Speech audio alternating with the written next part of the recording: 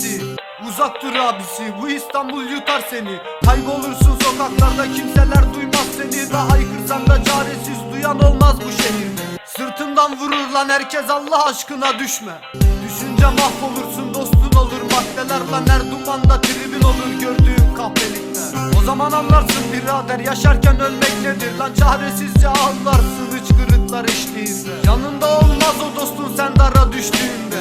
Tükenip gidersin çaresiz, yıkık bir harabede. Onca kalabalığın içinde hissedilmez varlığın. Yokluğun koymaz kimse yerde, çünkü sen bağımlısın. Dışlanırsın her seferde, utanırsın benliğinde. Nesir olduğun sokaklar mahkum eder kendine.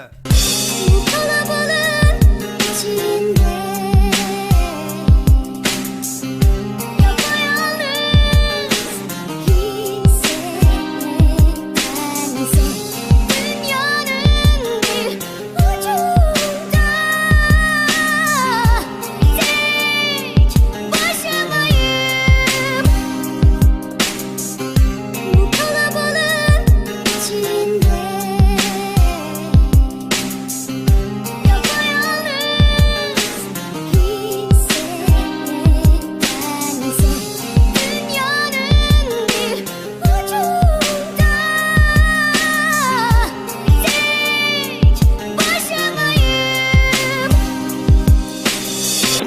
İstanbul büyük lan, çok büyük bir mezarlık. Ve milyonlarca kimsesiz kaybolup gitti aniden. Kimse hesap sormadı, faili meçhul dendi hep. Lan oysa hepsinin umudu yaşamaktı lan neden. Sen yok olup giderken İstanbul keyfeder inan. Ve sen gibi onca insandan yok olmanın eşliğinde. Hep bu sokaklar içinde çürüyüp giden gençler. Kimsenin umrunda değil, eriyip giden bu beden. Bu yüzden özenme kardeş, kendin ol yeter sana. Bu yolda mutluluk haram oldu, bana bir baksana. Tutunacak bir tadım yok lan yazdığım sözler sana. Düşme derim birader, kimseler acımaz sana. Ben de bir çocuktum, özendim düştüm bir boşluğa. Lan her türlü pisliği gördüm, vurdular hep sırtımda. Defalarca vuruldum, bu sokaklarda kanım var. Ve sonunda vazgeçtim inan, benim bir hayatım var.